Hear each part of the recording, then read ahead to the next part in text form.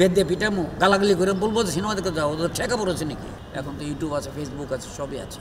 মাঝখানে কেন বন্ধ ছিল আমি জানি না, কোনো পদক্ষেপ নাই। ছবি ভালো হলে মানুষ হলে যাবে, মোবাইলে ছবি দেখা যায়, এটা তো প্রযুক্তি। একটা সিনেমা দেখতে গেলে মানুষের 500 টাকা পকেট থেকে খরচ হয়, আর ঘরে বসে টেলিভিশনে দেখলে কোনো খরচ নাই। সিনেমা অবস্থা মানে দেশের পরিস্থিতি খারাপ হলে ছবি একটু কম হলে যায় মানুষ। যত আন্দোলনে দেখেছি, আন্দোলনের সময় মিটিং মিছিল টিছিল যখন বেশি হয়, তখন ওই ফ্যামিলির ওরা রাস্তাঘাট দিয়ে যেতে হয়, সিনেমা হলে দেখবে, সিনেমা হল দেখবে, আবার আসবে ফিরে। এই জন্যে ফ্যামিলির ওরা ছবি কম দেখে, যদি মানে পরিস্থিতি খারাপ থাকে। পরিস্থিতি খারাপ এটা আমি বলছি না, কিন্তু এখন ওই যায় না অনেকে, সিনেমার আগ্রহটা কম। এমনি তো সিনেমার আগ্রহ কমে গেছে, সিনেমা তো আগের থেকে বেশি লোক এখন সিনেমার দর্শক হয়েছে, কিন্তু সিনেমা হলে যায় না ওরা। টেলিভিশনে আমাদের দেশে সব ছবিগুলি চলে, সব ছবি ওখানে চলে, ছবিগুলো ঘরে বসে দেখে। 3 ঘন্টার সময়ও ব্যয় করতে হয় না, মানে যখন ইচ্ছা দেখলাম, বন্ধ করলাম, আবার সেখান থেকে দেখলাম পরে। তো 300 টাকা 300-400 টাকা পাচ্ছে একজনের সিনেমা দেখতে গেলে।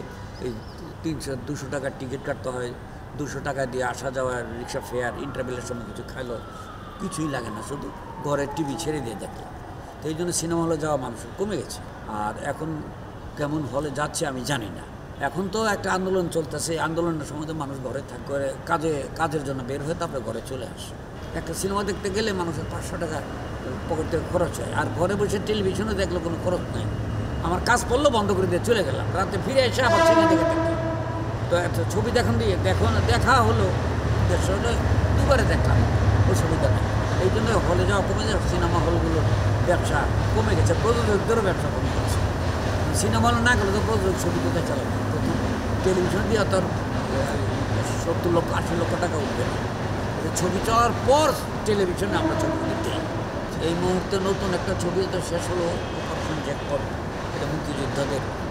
এটা তো মুক্তিযুদ্ধের ঘটনা। এখন তো আন্দোলনের সময়টা তো মানুষ এইসব যুদ্ধের, এইসব দেশের এগুলো দেখতে চায় মানুষ।